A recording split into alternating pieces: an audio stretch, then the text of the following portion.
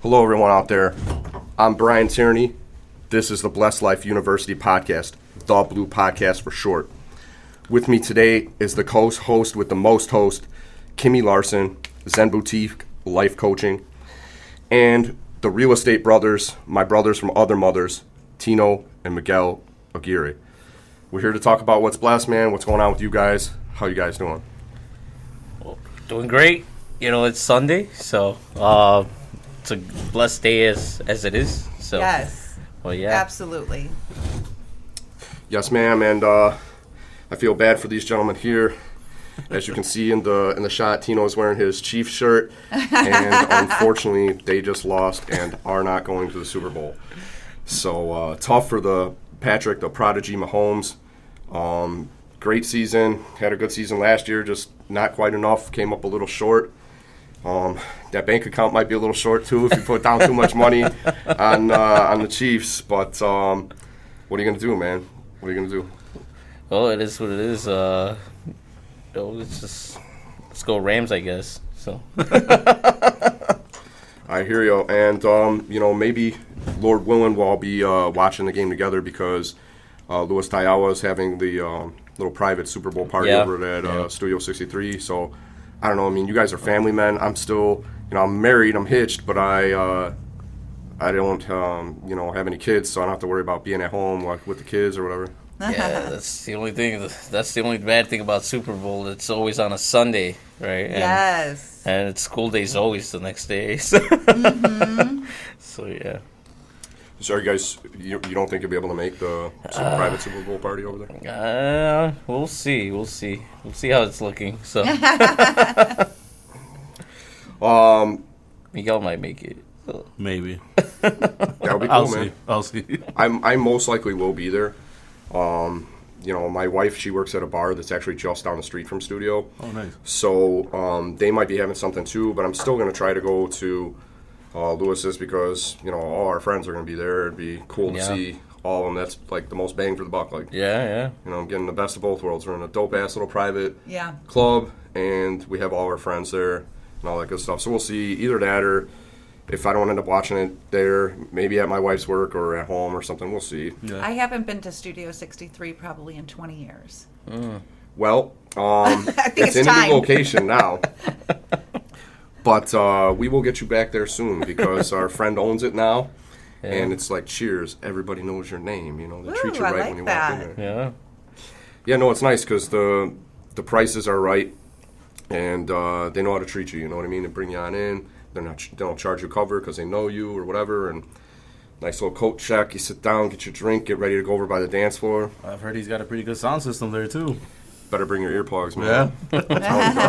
That's always good. I have some like custom fit earplugs from when I was in a band years ago, and I bring those in there. But I'm like the old man who like carries extra sets in the car.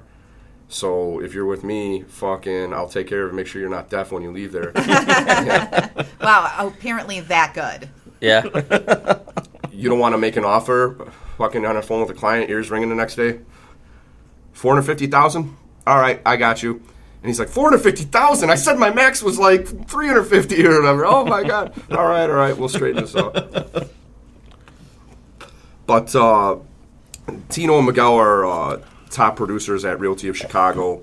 And Tino runs the Romeoville office. So how's that going, brother?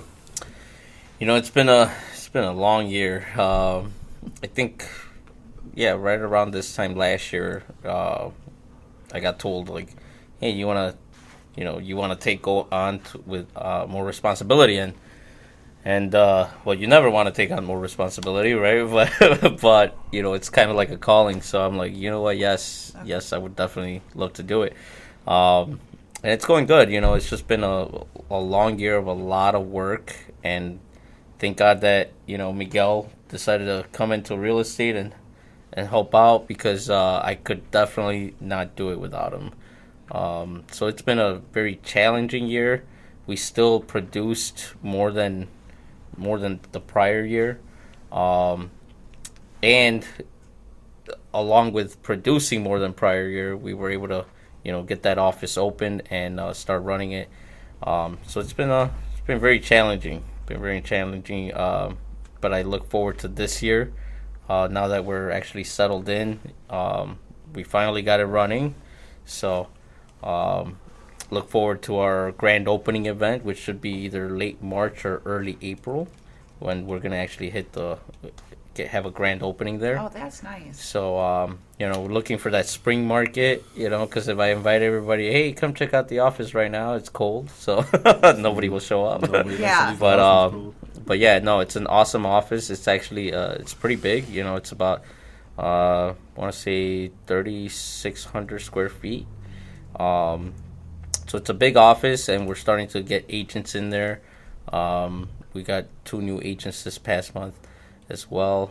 We got 2 more coming in like 2 weeks. So it's growing. It's a growing company. So 2 new agents just to your location for Romeo. yeah. Yeah, no doubt about it, man. I'll be online and it'll be like people you may know, and it's another one. Yeah. Another new realtor. Another one. It's like, holy shit, man. So you had 2 just in the past week. Yeah. Over Yeah.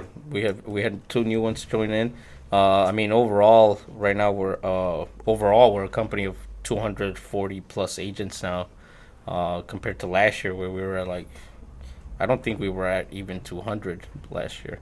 But the company's growing very rapidly, and it's just a lot of it's due to our training. We train agents, and we really just try and help each other out. So we're very friendly with each other. You'll see us all together at parties and Super Bowl events and stuff like that. So Now that's the blessed life. yes. No, That's what we're talking about. My friends are Yeah. my friends are our realtors. Yeah, that's so- amazing. Yeah, so You know what, man? Let's all raise our cups and friggin' toast to a good life, man. You know what I mean? Like, Yes. yes. Awesome. Cheers, man. I love you guys. Cheers. So, Cheers. Yeah, no, it's funny too because I look at my friends, and most of them are realtors too, but it's part of what I'm blessed for, surrounding myself with good people, and having people like you willing to come on and chat and talk about good stuff. And realtors are just hardworking people, man. You're making something out of nothing, and there's a lot of frustration in this business, a lot of emotion that we deal with. And, 1 minute you might be the mental health clinic, and then the other minute you're like the daycare center, right? Something like, Right. You know what I mean? And then you're friggin' the realtor, contractor. and you're, and keeping track of the paperwork, following up. It's a crazy game, and I know because, my hours are like your hours, right? Like, I maybe not as late as you guys. I've just been trying to balance things better, Yeah. to get it all, but... What's my thing about keeping balanced and not being so frustrated or overwhelmed? Meditation, And the whiteboard. whiteboarding. Well, realtors are no strangers to whiteboards, I don't think. no, I have like 3 of them actually. Oh my God, I love the whiteboard. But it's awesome. Yeah. Yeah. Just setting everything in there, so yeah. You guys are gonna be like new best friends. y'all gonna be doing videos in the friggin' Romeoville office, and like Yeah, I always have my One. whiteboard, and every year I do my vision board. The vision board, yeah.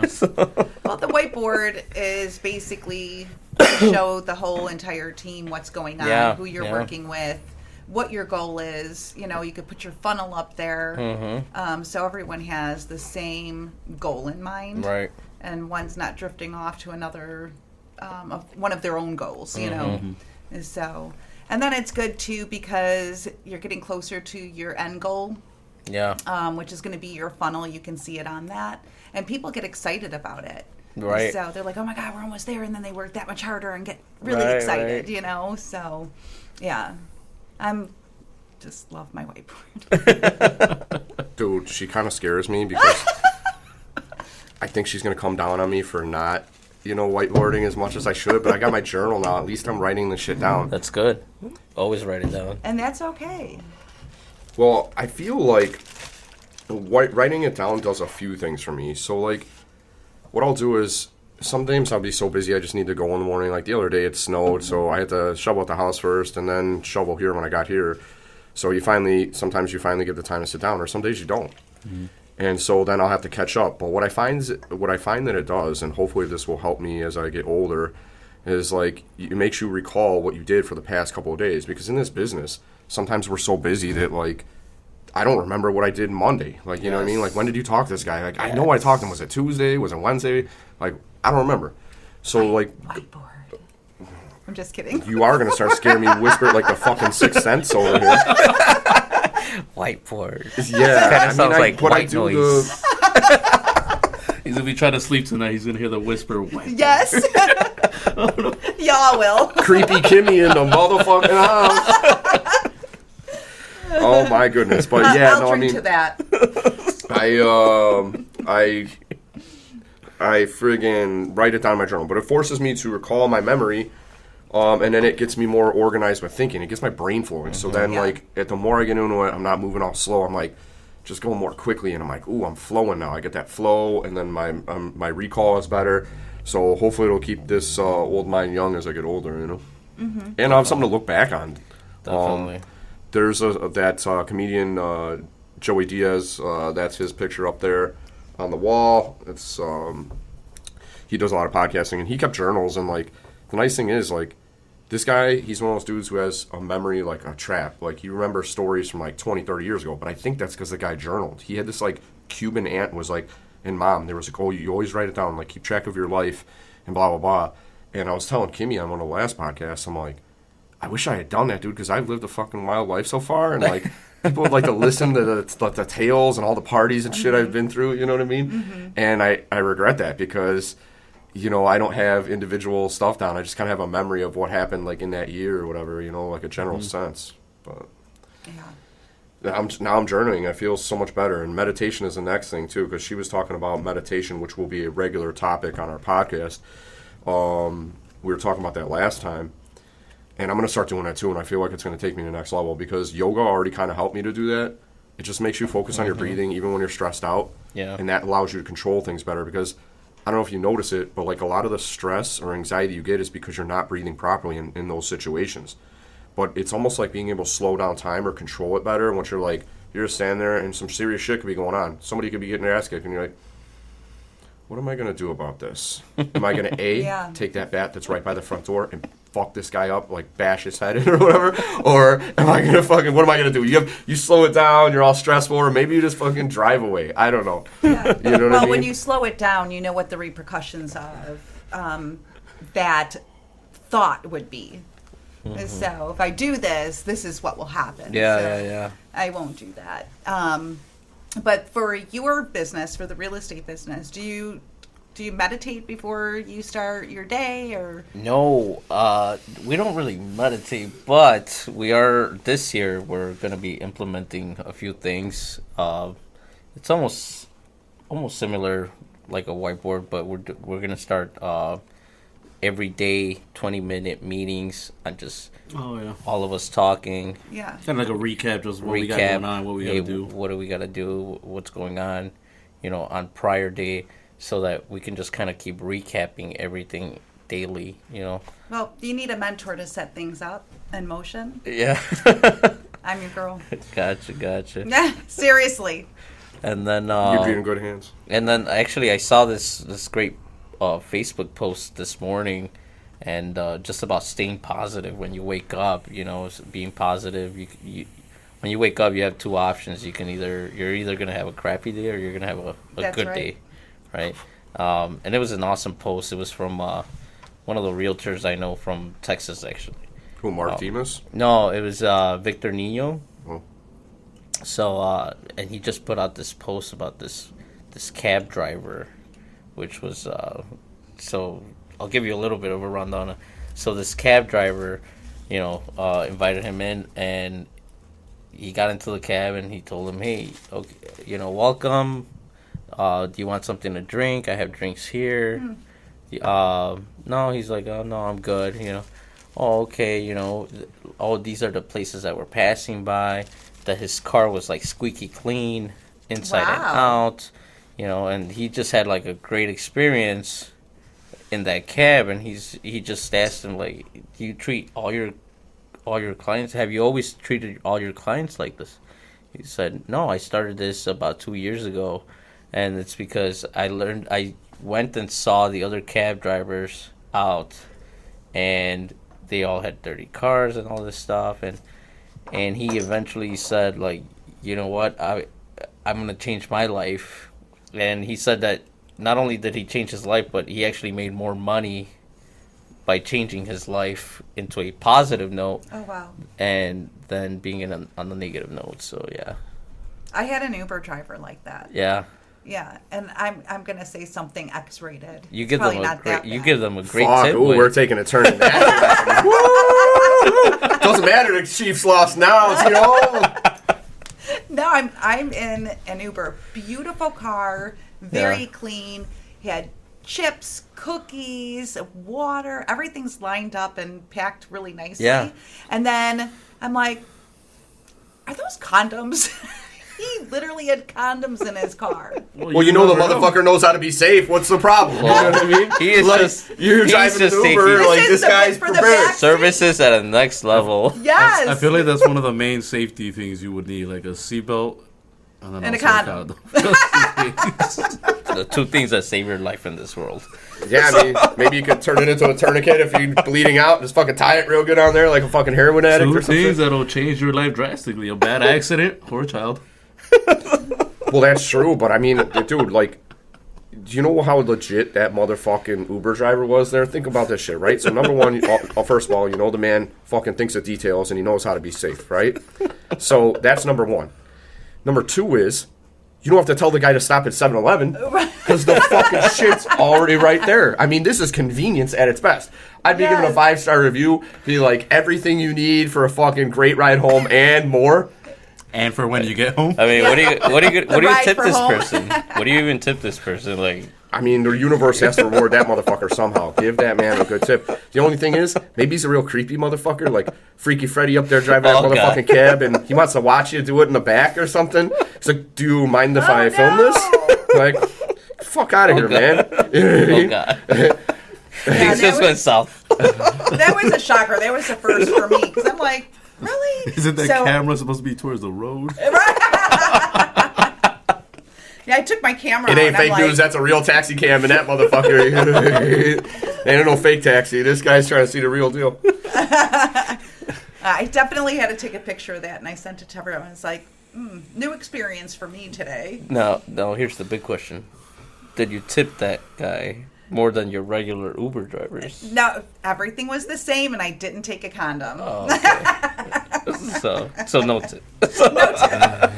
No tip for anybody. Funny. She said we went X-rated. Man, I love you guys. Fucking, they're on top of it, and they're talking about the meetings as well. And we started doing that in here in my office, and it really worked out well. I mean, I'm sure the girls think that I'm an asshole, and I'm probably like talking down to them when that's not the case.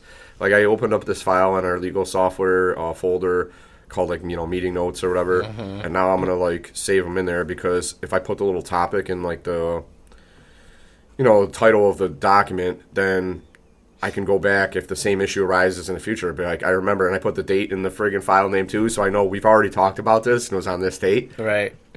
You don't want to talk about it again, do you? But here's what we're gonna do. I'm gonna read you the same shit from last time. It's positive reinforcement, Yeah. and it's an after action review, right? So some shit will happen, like a little snafu or something comes up, and then we talk about like, well, here's what happened. Let's figure out how it happened. You need to proofread this a couple times, and then have your coworker like copy us on the email so that you can tell them, hey, I just sent this email, make sure everything was good, it was attached, whatever. So just systems of accountability, Right. and then just doing those meetings. I feel it's like you have to communicate with the actual work itself and like the clients and the files.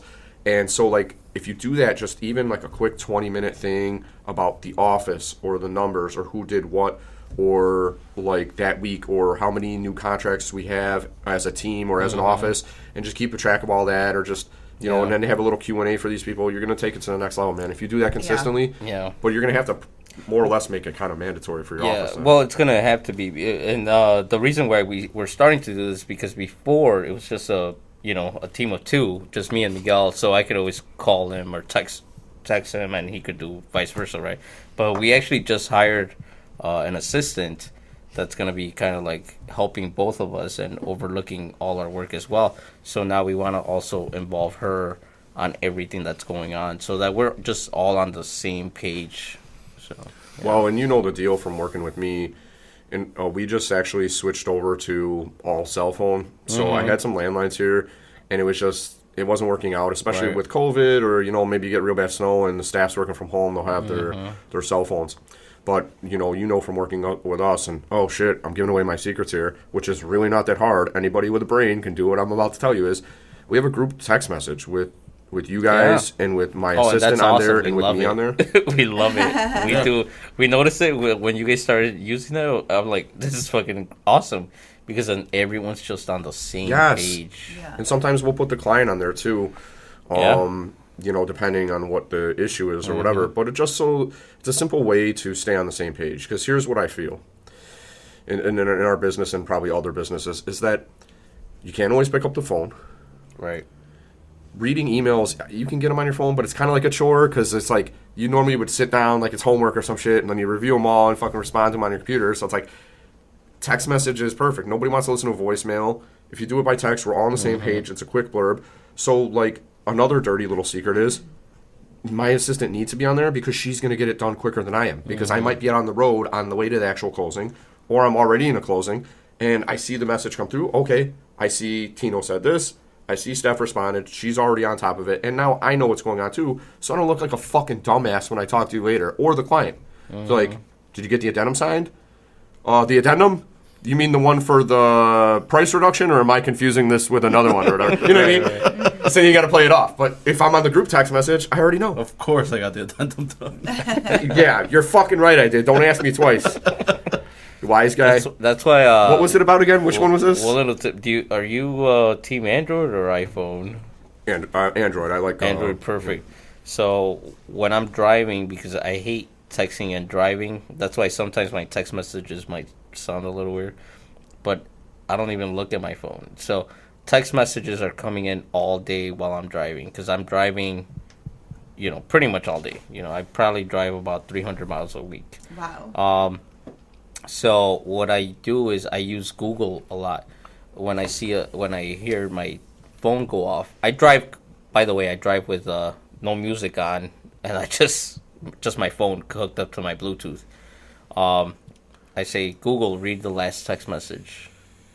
Okay, Google, read the last text message. So I'm just like listening to every text message that's coming in, and Google text this person this. Google text this person that. So I'm just like voice talking all day. So that's what I do to keep on track. Or Google, read that last email. So that way. Google's your best friend. Google was my assistant until, thank God, Sandra is coming on board. Well, came on board. So, but yeah, but Google helps a lot. Your assistant just started this week? She started 2 weeks ago. So Okay. she just started 2 weeks ago. So right now, she's actually just learning. She's taking a lot of information in. She's pretty much taking in everything that we learned in our first year of real estate. She's trying to understand everything that we do. The language, the how, the why of all of it. Yeah, so there's a lot to learn. It's challenging, man. She's probably like Very scared a little, like deer in headlights. But she's very smart, and she's just like, man, I know how to do this. I know how to do that. She's super smart. She has a degree, and I think just we chose the right person for this job because she's taking in a lot of information in a very short time period. Because by the time summer comes, this summer is going to be amazing. I mean, it's going to be incredible. It's already busier than it was Praise last Jesus. Do I have an amen? year. It's already getting Amen. busier. And I think, I always say, like, everything falls into place. Like, because I could have gotten an assistant a year ago or whatever. But somehow, one way or another, me and Miguel were able to get everything done between both of us. And now we got this assistant. Blood, sweat, and tears. That's how. But I Dude, think yeah, hard this work and year dedication, man. is going to be Stress, sacrifice. even more incredible than last year.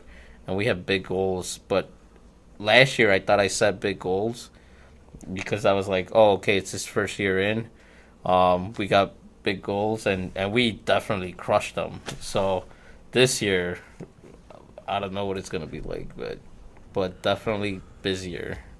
You're manifesting awesome stuff. Oh, it's no doubt, and I know what you mean, because every year that I have had my own office open since May 2016, I've like doubled the business, or at least been a steady increase every year. So just been busy, but we've implemented a lot of good systems. And one thing, man, you know, nobody really like teaches you how to be a manager or teaches you how to run the business itself.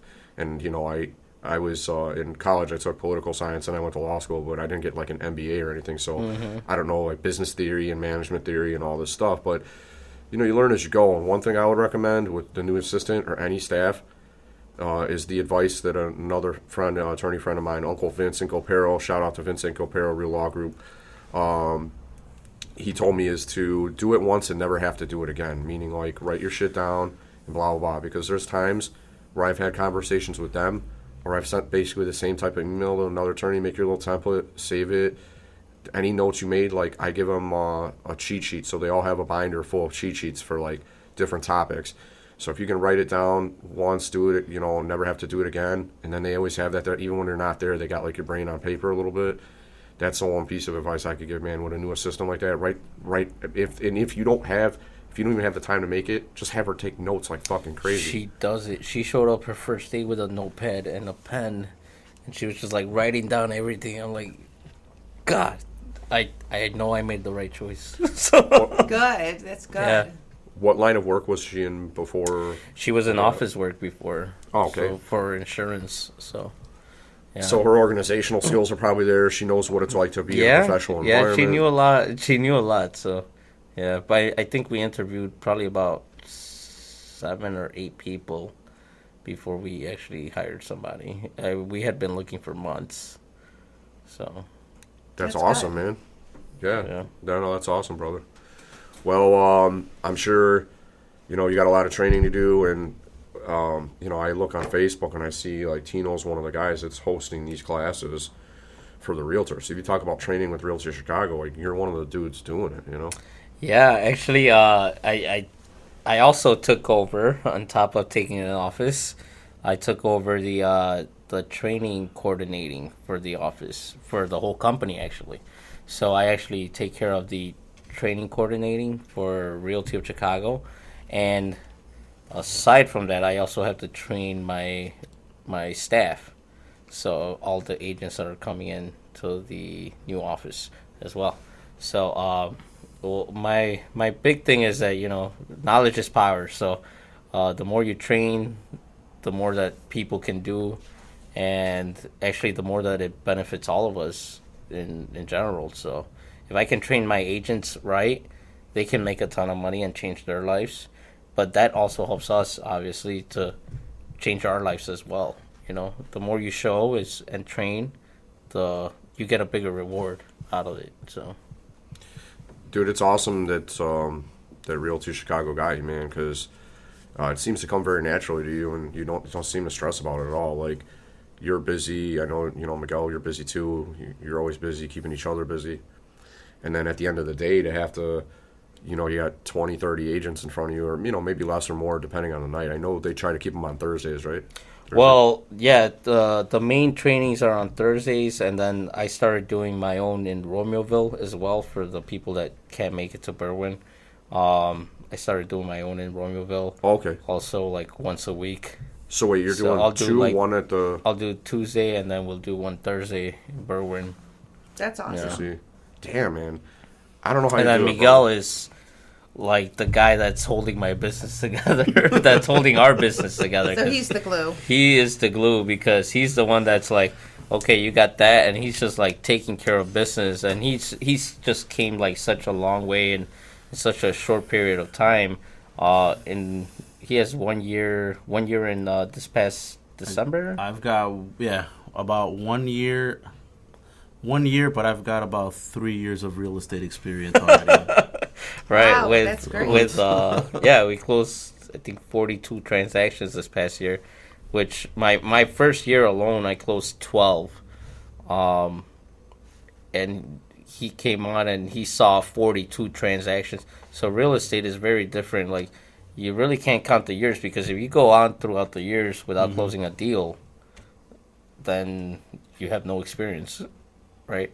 But it's really more about transactions because now you're learning how every different transaction is going. So he got 42 transactions of experience in my 1 first year. Wow. Well, you said, what you were saying is the comparison, if you add up the closings, Right. it would have been 3 years of experience in Right. 1 year. Yeah. That's amazing. Well, it is, and I mean, you got a good teacher, man. Like, you know, he's professional, he keeps it organized, but now, I mean, he's showing he's a leader as well, because when you start teaching the trainings and you're doing 2 a week on top of it, you need some time to focus on that and get organized with your topics and the presentation and shit. I'm sure you have a couple people that help you. Like, do they have somebody at Realty of Chicago put a PowerPoint together for you? Or? No, I do them. Yeah, I do the PowerPoints as well. So Fucking shit. I might have to fucking ask you how to do some shit, because I haven't done one in a while. Google Slides is the way to go. Google is my assistant. Like, Google has been my assistant for the past 4 years. Yeah. Man, you should see if Google would sponsor Realty of Chicago or your office. Right, or I something, should dude. tell them, like, Google, are you hearing? Oh, they're hearing for sure. They know.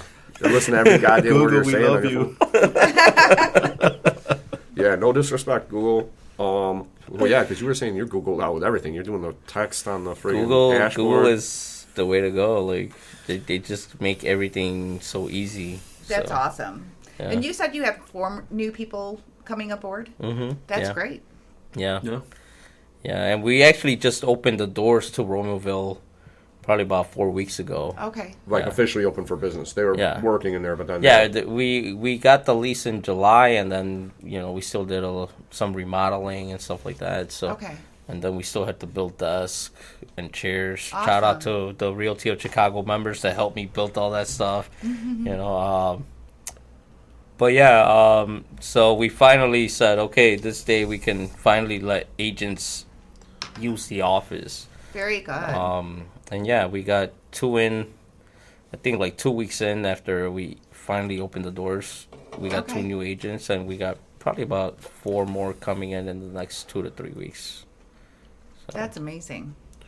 Yeah, no, good for you, man. That it's crazy how much the Romeoville office came in a short amount of time. And, right. and so I admire you, man. I really do. Like, between, how many kids do you have? 2 or 3? I have 2. 2. He's like, don't say 3. A wife, Oh, God. 2 kids, friggin' new house, and friggin', that's a whole responsibility in and of itself. And then the Right. Romeoville office, and you're running the trainings for Rock.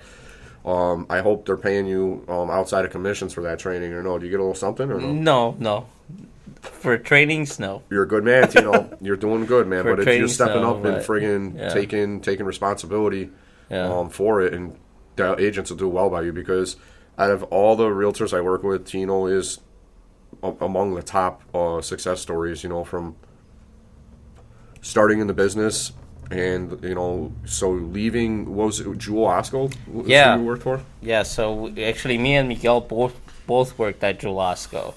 We were both managers there. We were both very dedicated to Julasco. Julasco. Good company. I did 11 years. Miguel, you guess. did how many years? 15? Yeah, I started before you, so like about 15 years I Wow. was there. So Miguel was at Julasco for 15 years, and I was at Julasco for 11, and then we were both managers over there. And yeah, Miguel left the company first, actually, because things started taking a wrong turn. And Miguel left. He's just like, you know what? I'm not gonna deal with this, and he just left. And I'm just looking at him like, okay, so he left, and it's like almost, I don't know, it's very nerve wracking to think of like, oh, I'm gonna leave this company that you thought you were gonna be with till you retire, because you're getting a steady paycheck, decent salary, right? You felt it was stable. Yeah, you feel it's stable, and yeah, I could have stayed there and probably been there for the next 40 years for sure. What made you think about real estate doing that? I saw another manager, actually, David Dominguez, shout out. David. What's up, brother David? David Dominguez had left 3 years prior to me, And He worked at Joel Osco He as well? worked at Joel Osco as well. He was on the Osco side, no? Yeah. No shit, man. Yeah. What a small world. So he worked at Joel Osco, and he left, and he went to CVS. He invited me over to CVS also, and I was actually considering leaving to CVS, but then right after he jumped into real estate, and I just saw him like crushing it. So one day I was just tired of my job, and I decided that, you know what, I'm gonna leave, and I left. And I didn't have nothing as a backup plan. I just knew that I did not want to do that for the rest of my life. That's awesome. So I Great left, story. and I said, you know what, I'll figure it out. And yeah, I guess I figured it out. So I was working Instacart during the day, and I would work Uber in the mornings and evenings to make ends meet. I remember those days, brother. We would talk while you were driving Uber. Right, bro. right. So eventually I reached out.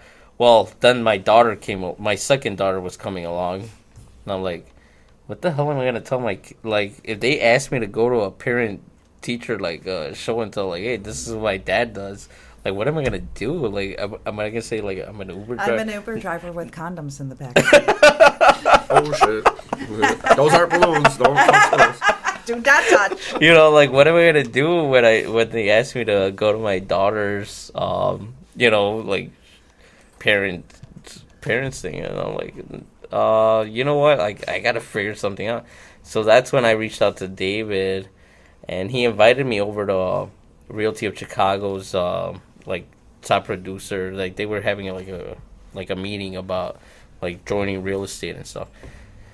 So I was very hectic about it, but anyways, I went, and then I talked to another friend, Steve Novit, if you're out there, from Sotheby's. I'm like, hey, how's real estate going for you? And I asked David, how's real estate going for you? And my other friend, Jose Aguilar, Jose's going it too, man. Shout out to Jose. Shout out to Jose Aguilar. I miss you, man. Show me some love. Because he is like, I'm just like trying to meet all his milestones because he's just doing so good. But yeah, so and they're all doing good, and I'm like, fuck, like, these guys are all doing great, and I'm like, you know what, I'm gonna take a jump. So I left that training that we had with David. I left that training, and I called my wife right away. I'm like, hey babe, I'm gonna do this. I'm gonna jump into real estate. And I'm like, but it's gonna take a lot of work. Like, I thought I worked a lot at Jewel Osco where I wasn't home a lot. I'm like, it's gonna take a lot. So are you ready for this? Like, I'm just giving you a heads up. Like, this is gonna be a lot of work, because I gotta learn everything. I gotta take classes on top of working. So are you ready? She's like, yeah, do it. I'm like, okay, cool. You know, and you always need that wife to really fully support you. You know, I'm like, because we already had one daughter at that time, and she was pregnant currently with our second daughter. So I took it. I signed up for the class that night, and so I started taking the classes on my own because I had to have a flexible schedule. So I took the self-study class.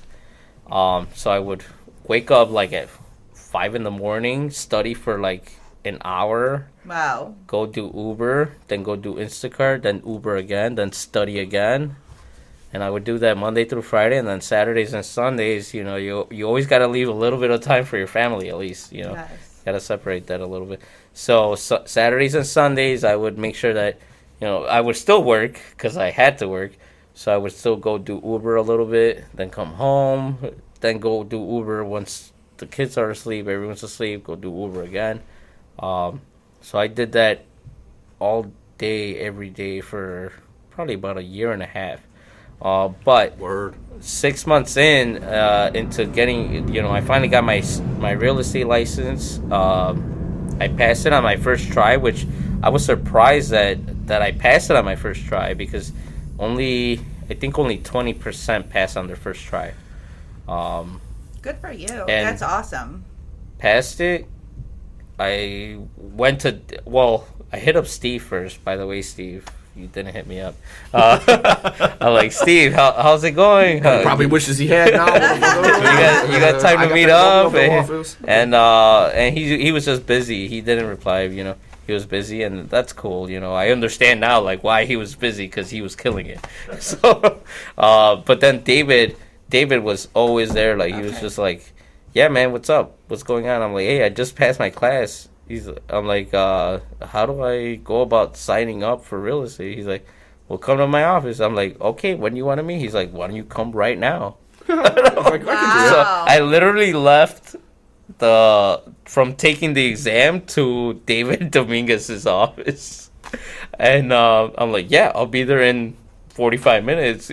And so I went over there and I signed up, and I'm like, okay, cool, let's get it going, And right away I'm like, so what do I do?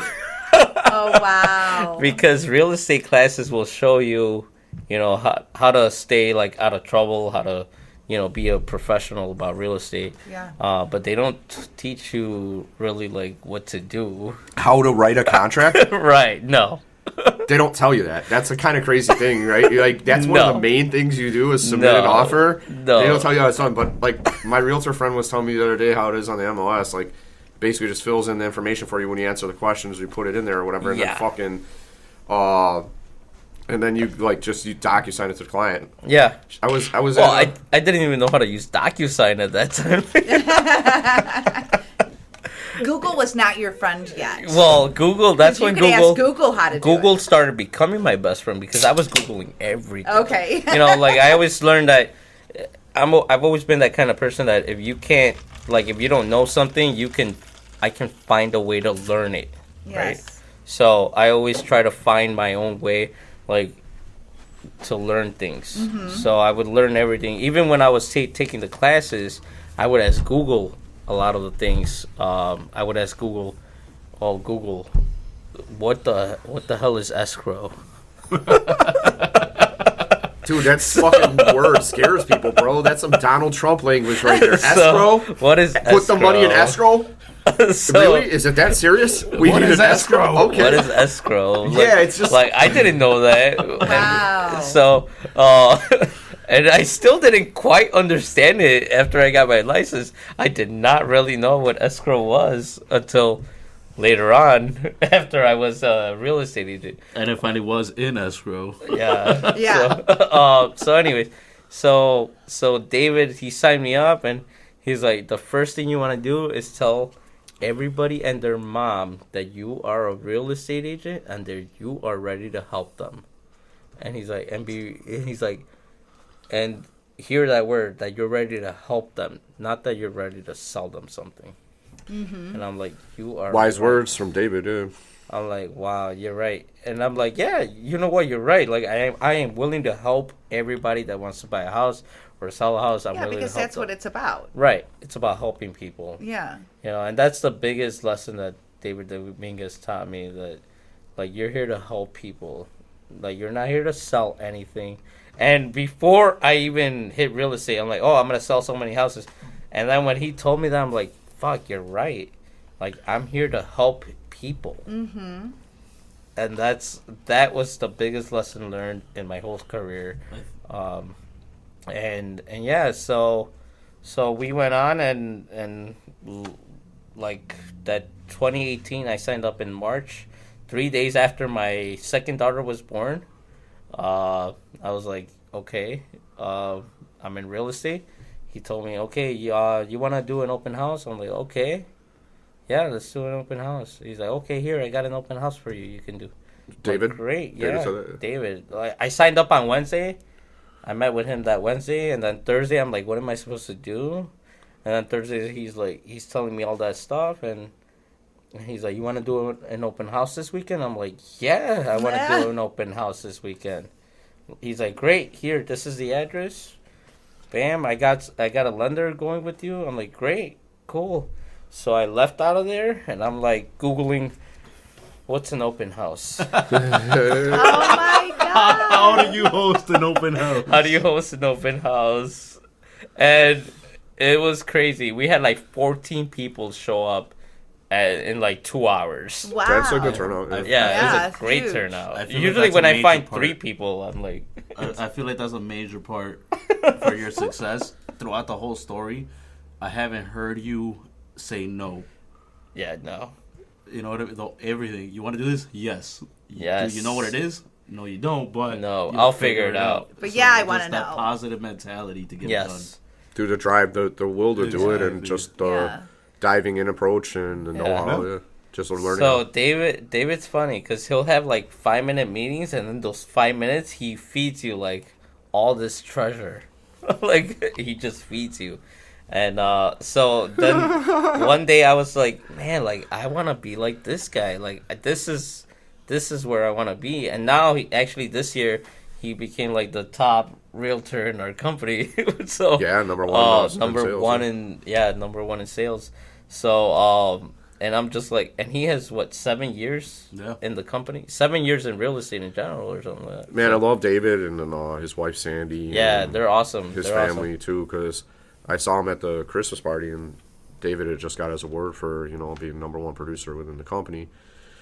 And I saw him, and he says, "Hey man, come over and say hello to Sandy." I'm like, "Fuck, of course, man. I would love to. Like you're a good dude, and it's a pleasure to talk with your wife and wish her Merry Christmas because she's a gentlewoman as well." And his family's over there, and they're like, "Oh, you want to have a drink?" I'm like, "Nah, I'm doing the sober thing right now." Of course, I was high on some marijuana, but I wasn't drinking or whatever. But yeah, they had a bunch of bottles on the table and shit, and I was like, man, it would have been cool to drink with them. But it was crowded in there, man, because going over to visit them, I had to, like, go through all these tables and shit. I'm like, man, Twist is playing. Why don't you open up that whole dance floor? Like, shouldn't that be wide open? What are we doing the VIP shit for tonight? You know what I'm saying? No disrespect to anybody. I'm just saying, like, fucking, I want to That's cut a rug, funny. dog. There's only, like, 4 rows of people to friggin' where you could dance before Yeah. Twister. But I digress. But yeah, but no, he's been a great mentor, and he actually just became a coach for real estate agents. So for CAR, for Chicago Association. I saw, man. I saw it on Yeah. Facebook the other day. And I I'm just congratulate like, him. man, he's doing big things, and that's the goal. Like Congrats, to David. teach people and show people, and I couldn't think of anybody better to do that. But that's my goal now. Like I'm like, shit, he can be a coach. I can be a coach, and I'm just trying to follow in his footsteps because he's taught me so much. The river's taking you guys like in Yeah. that path. You're Right, flowing right. right. Like you're the That's friggin' boat amazing. behind them, man. Just like fucking Yeah, flowing down that river. It's just you're just paying it forward. You're paying it forward. That's really all you're doing. Is paying it forward. But yeah, so he got me into real estate, and I did good for my first year, and I thought I was like, oh man, I don't think I did good. Like You did an average one a month. I did 12 sales in my first year, and then I found out that that's average for a regular real estate agent. I'm like, oh. And I did that in my first year. Without even knowing how to do it. You had to Google the whole fucking Right. thing. I Googled everything, right? And How so to write an anyway, offer, so I how to did do that. average for my first year in real estate. So it was pretty good. Like I became a rookie of the year that year. Which I didn't expect that, and I was actually out in Los Angeles when I got that award. Because I was like, oh, okay, I'm going to Los Angeles. Every year we try to alternate between me and my wife because my wife's from LA. Yeah. So all her family's in LA and my family's in Chicago. So every year for Christmas we try to alternate. Okay, this year we're going to LA. This year we'll stay in Chicago. This year we'll go to LA, right? And then we'll do the same thing for Thanksgiving. So we alternate Thanksgiving and then we alternate, Christmas. So that year I was in LA, and I'm at a bowling alley, and I'm looking at somebody sent me a video, like, oh, you got an award. I'm like, what? You're like, whoa, holy cow. And yeah, supposedly it was like record breaking for the year to get 12 deals in your first year. But now, like, new agents are killing it, and they're like getting like 15 deals or 16 years and getting like the rookie of the year this year. That's so I'm so cool. proud of them because like I actually saw some agents that that they shadowed me this past year, and that they got to learn some stuff, and now I'm seeing them up on stage, and that's more rewarding to see somebody that you showed something to go up on stage and be like, they're the new rookie of the year. So I was like super happy about that this year. But anyway, so It's like having another child. Like, Yes. I'm raising Yes. you. Like, you're becoming the think- man or woman that I always hoped you would be. I think You I can get I You get can more walk. excited for the agents that come to me and that ask me things and that I show them something. Like there's some new agents like I get closings all the time, and I get excited for closings. I'm like, oh sweet, like congratulations, you're clear to close, right? But when new agents that I showed them something come to me and said, I got my first closing coming, I get way more excited. Like it's like a breath of life. Like, man, congratulations! Like it's so awesome to have that feeling. Like, man, I helped them get here. Like, but it's so awesome. It really is. So yeah, so 2 years in, I got really busy. Like I just kept keeping up with my clients and got really busy. And I knew right away, I'm like, next year, like, I'm not going to be able to do this on my own. So I'm looking around, I'm like, Miguel, what are you doing? Like, so Miguel's like, oh, I've been in this. I'm like, have you thought about real estate? Yeah, I thought about it, actually. And he took the class. He's probably the only one that passed it in his class. The realtor exam? On the first try. On the first try. So you guys both passed on the first try? Yeah. Yeah, but I didn't have an option. Because if I didn't pass it on my first time, I had Big Brother to try to explain why I didn't pass the first time. You know what I mean? Yeah. It was a whole lot more stressful for me. But he passed it on his first try. He got in, and right away, I'm like showing him everything I've learned in the past you don't 2 remember years. when I passed it? Yeah, I do. I left. I called him, told him I passed it, and what did you do? Let's go meet up with who? I don't remember. David Dominguez. That's what I thought the answer was going to That be. first day, as soon as I left the building, Yeah. my Okay. sister drove me Come straight on. to David. This guy's Dominguez's getting the office. same life experience too. Not even like, just passed in like just like same day. Come on over. I'm gonna introduce you to David. I thought he was gonna take me out to dinner. I thought we were gonna no, celebrate. let's get to work, son. Go right in. I'm like, all right, cool, let's go. But yeah, we signed up, and what was it? 2 months after? What? You quit your job, your current job at the time? It was about yeah. I want to say I did both for like about a month and a half, and then I knew it was for me. Oh, that's Man, you guys make a amazing, you powerful guys. team, man. Yeah. For sure. Yeah. For sure. A lot of positivity. I Yeah. can hear all the energy in both of you. I think that is so amazing. The awesome thing is that like we help each other out. So like when one's down, because real estate is a big roller coaster. You know, you have Yeah. good deals, and then you know you're gonna have your bad deals, and you're as much as you want to be ready for the deals that don't go through. Like it's gonna happen. It's like there's no way around it. Yeah. Deals don't go through regardless, right? There's some deals that don't get through to the closing table. But the one thing that we help each other with is that if I'm down, he's up. If he's down, I'm up. So it's like we've Good just been team. helping each other up and down all year long. What's the biggest advice that you can give to someone that is actually looking for a home? The biggest advice that somebody's actually looking for a home. It's never gonna be perfect. So just find the best suit for you.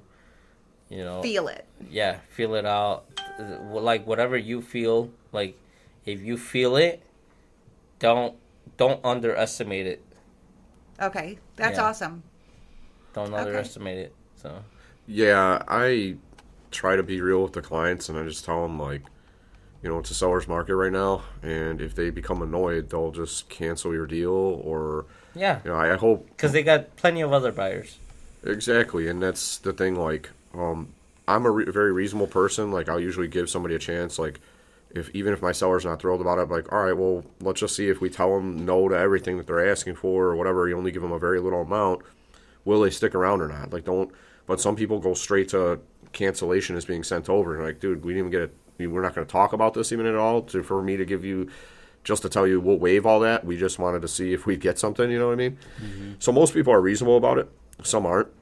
But that's like why it's so important to let these clients know nowadays. Like, they had multiple offers, and it's very competitive. If it doesn't go through with you, they don't care because they have more of you. You know what I mean? They don't care about your feelings.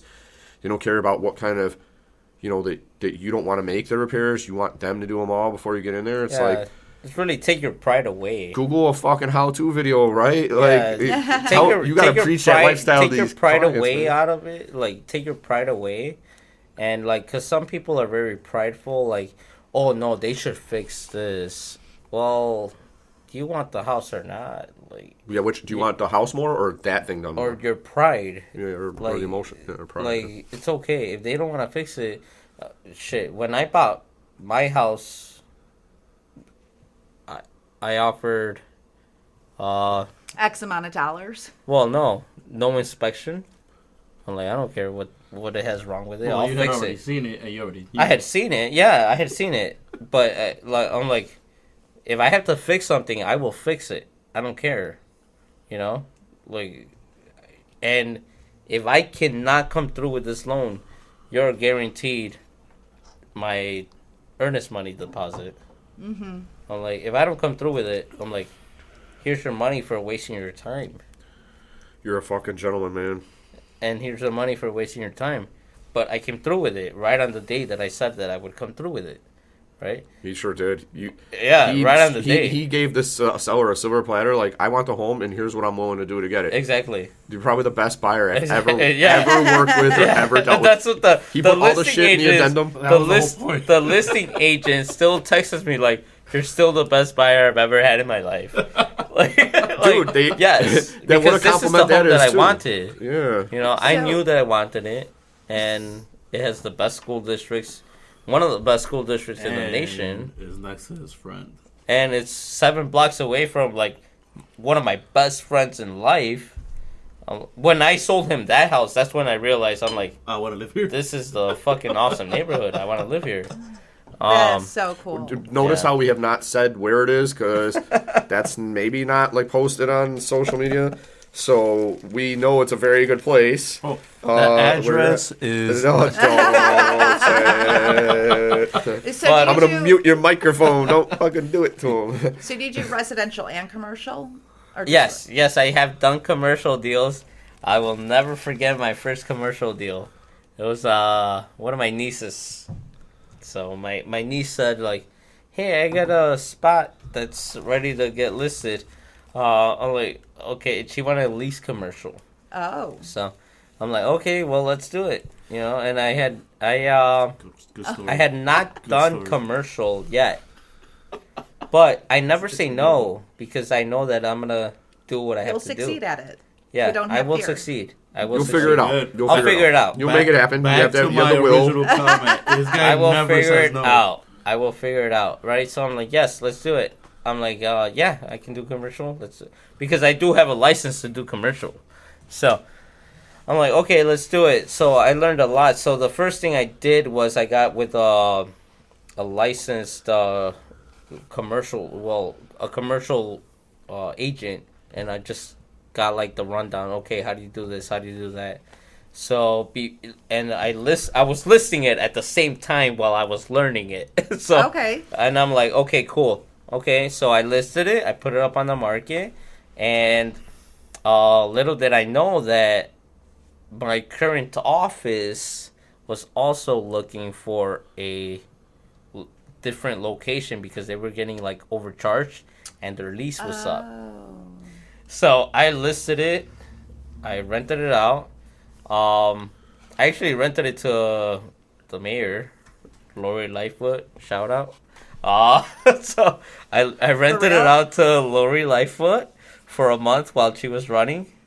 So they paid us a little bit of money. I'm like, hey, do you want a little bit of money other than nothing, or do you want some money, right? So they're like, oh yeah, we'll take their money. So they rented it out for like a month and a half or something. So they got a little bit of money Take out of that it. shout out back. I was almost gonna say something, but that was a good story. Hey, so it could have been I'm not gonna zero, walk on right? that story. Like Wow. results it oriented. could have been 0, right? So it's That'll be like, the next podcast. so then I'm like, okay, cool, they're done. We rented it out for a month and a half, but we rented it out for a month and a half. But they kept the same lease going, like the same agreement going. So I still had it on the market until, because we knew that it was temporary. So we rented it out to Lori Lightfoot for a month and a half while she ran her campaign. Yeah, sorry about that, guys. It's all good, man. I think, and no disrespect to Madam Mayor, but I think she's gonna be a one-term mayor. She might be. She might be. But anyway, But we'll see. We'll see. We don't want to. We'll see. Retirement should have happened. Second day. We'll see, because she actually helped me sell like one of the biggest transactions of my life. That's an interesting story too. You didn't tell me you were doing deals with the mayor, dog. So I used her and abused her. Sorry. I'll tell you later.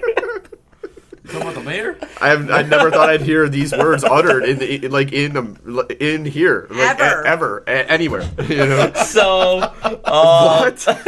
I love it. Don't let us diminish This is that podcast. your way of So I thinking. finally, Yes. she doesn't This know is what all the people this. want, I think, or this is So, what I want. We leased it out for a month and a half, and then David Dominguez calls me. He's like, "Hey, we're 4 blocks from you, and I'm looking for a new office because our office is getting really expensive, and they were really crappy. Like they had no AC, like nothing, So I'm like, Speaking of AC, Kimmy, do you need like a blanket or a jacket or something good? No, I'm good.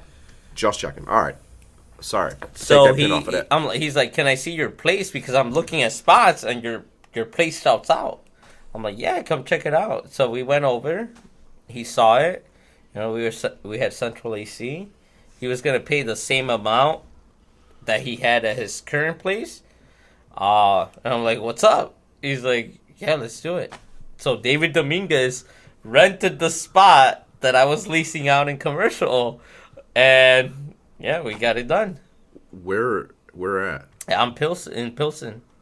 Was that the old office or the new one? The old office was 4 blocks away from the new office. Yeah. The new office is the one that I was leasing. That was my first commercial real estate So you transaction. leased it to them? Yeah, I leased it over to my niece who her father-in-law owned the building. Yeah. Yeah, so we leased it over to them and got the transaction done, and that was it. So, yeah. So Wow, Kimmy, that's our like Pilsen office. Yeah. you, So that's our new Pilsen office. I leased it out. it's a good place. Yeah. Everybody knows St. Patty's Day, you go to Pilsen. St. Patty's, you go to Pilsen to our office. Yeah, I mean, we had some great parties at the original Yeah. office, but the new one it's a bigger, man. It's more spread out. It's bigger. It's more spread out. It has central AC, by the way. That was the selling point. You won't feel uncomfortable.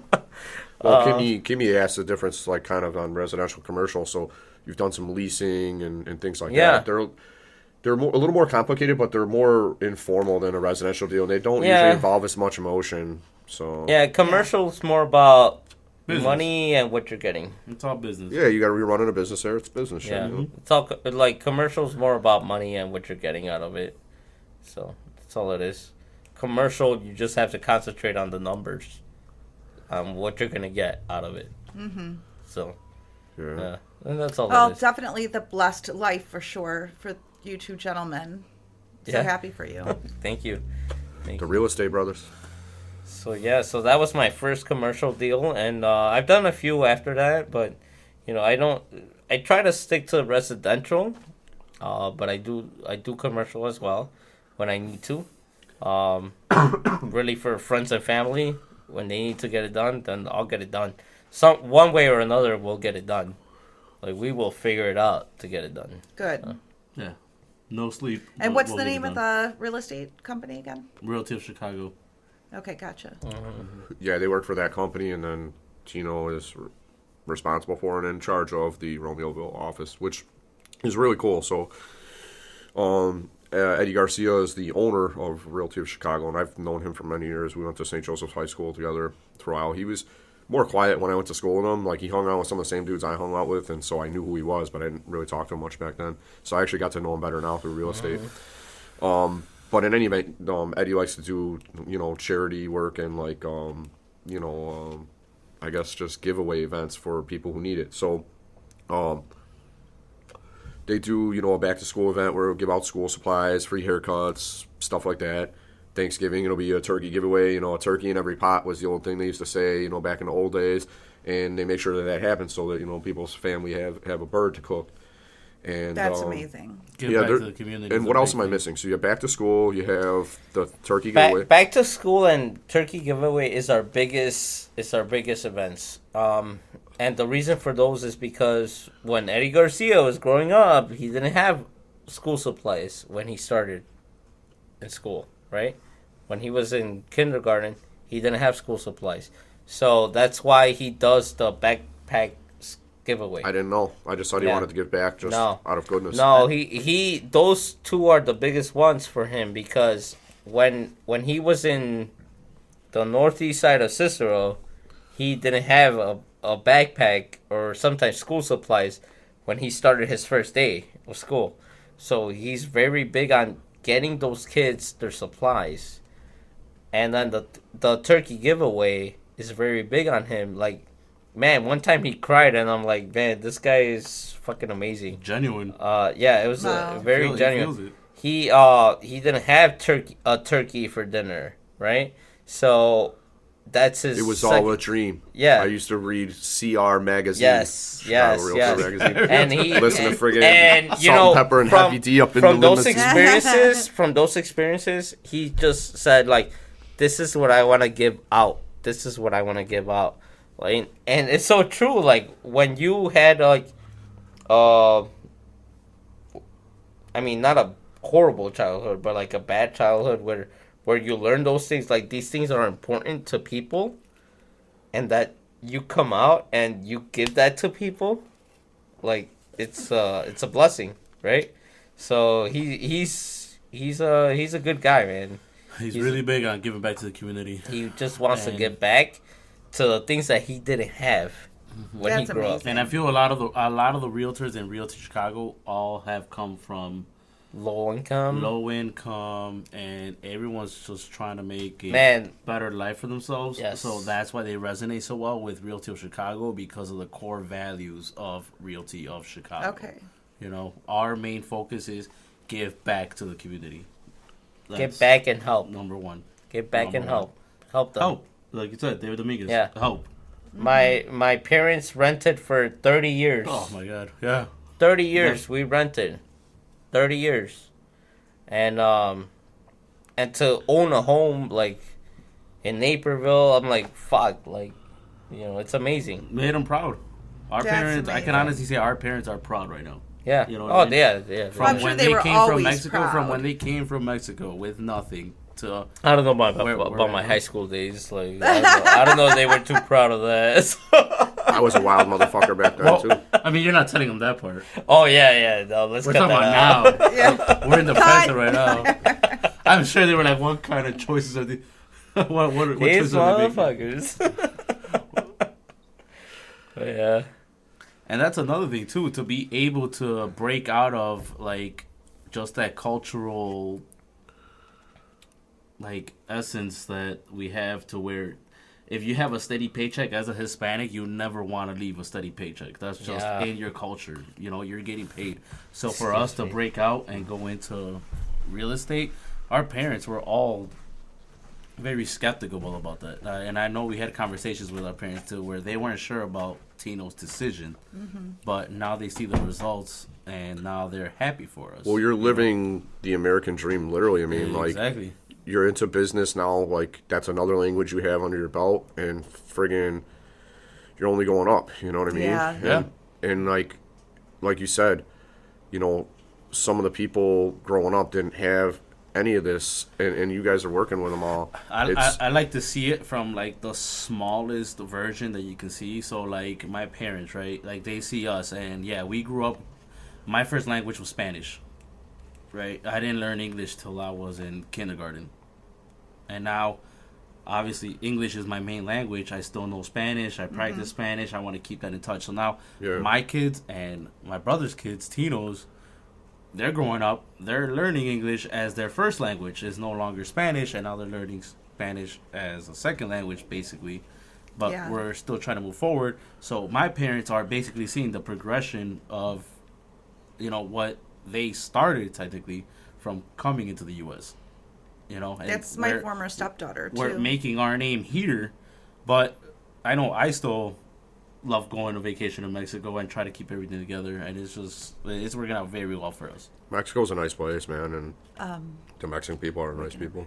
Are we going to wrap up soon? I mean, why do you need to leave? Be honest. Yeah. No problem. I think I'm going to keep on rapping with these guys for a little while, so whenever you need to go, like, don't worry. I mean, I'm just glad you were here today. I know. Just leave your phone number for that life coach, because I know me and Tino are looking for every single scenario. She's good, man. Yeah. You know what I mean? Like, keep in touch, and maybe you could do some trainings together and stuff like that. And I have a business card. Would you be I'll okay leave for doing trainings like at an office? Oh, most definitely. There we go. Yeah, Yeah, we got an office in second- Romeoville. Let's go. Where we could use a life coach. Everybody's gonna be Seriously. okay. Yeah, See, it's second nature to maybe me. some new clients to friggin' coach through all this. Yeah, definitely. She's super organized too, man. Definitely. I can tell. Trust me, every realtor needs somebody to like kind of help them keep their life together, because there's so many moving parts involved that Most So many definitely. it gets Emotions. overwhelming. It does get overwhelming. Yeah. As much as you don't want to get emotionally involved in the deal, you always get emotionally involved in the deal, because that is your client. That is their future on the line. My So- former stepdaughter is a real estate agent. Oh, really? Nice. Yeah, yeah. So I know. I've heard it all. That's right. I wanted to do a quick shout out Sure. to my big brother, aka Mr. Positive. He had a quadruple organ transplant recently. Oh, wow. He was doing Mark? well, Mark Yeah. Reedy. But he is in ICU right now. So he was doing well, and then all of a sudden something happened. So we're hoping he's coming out of that. But Brian had posted a GoFundMe page for him. Yeah. So if everyone can check that out. I'll repost it. Yeah. Yes. Yeah, I made a Yes. donation, and I always try to there's a lot of things you keep private, you don't tell about, but I like to spread that information out there, because that's all. Yes. I made a donation, I encourage you to do the same, and Yeah. so this guy went through. That's expensive stuff. Even if you got insurance, yeah. like that extra bills on top of that, your copay is probably still huge because of how much that costs. So Yeah. so it sounds like he's kind of in a rough spot right now, but Mark, positive thought, man. We're thinking of here on the Blessed Life University podcast, and hopefully you pull through it, Yes. and your body He's- does well with those organs that you got, and Yeah. He's a comedian. So he's a very positive guy, Yeah. very strong. we love comedians on this We podcast. love comedians. Yeah, so do I. Especially this comedian. So, yeah, so I'm praying hard, and I got his back. So see what happens. Hey, we got his back too. Thank you. I appreciate that. Yeah, he seemed like a nice dude. Like from, I was reading through his stuff and looking at his pictures, and you could tell like sometimes you can, get a sense of somebody's personality just through their smile or the look in their eyes, and in that case, I believe it to be genuine. It's not somebody's trying to fool me with. I don't Yeah. even know the man, so. Yeah. But I've never met him personally. That is to say, but hopefully he pulls through, and when he comes through Chicago to do a show, if he wants to do shows here, I have a few friends that are local comedians here or local comics from Chicago, and he could, if he needs a set or something, And he we wants can to. host it at the Romeoville office. Yeah. Good if you want to do a stand-up night, man. I mean, why not, right? Yes. Well, Why not? Yes. It's going to be a long journey for him of Yeah, healing. I'm sure. So, but wow, 4 organs, really? Come on. Yeah, that's crazy. Yeah. That's like all the major ones, Yeah. almost probably, right? Like, Yep. But, yeah.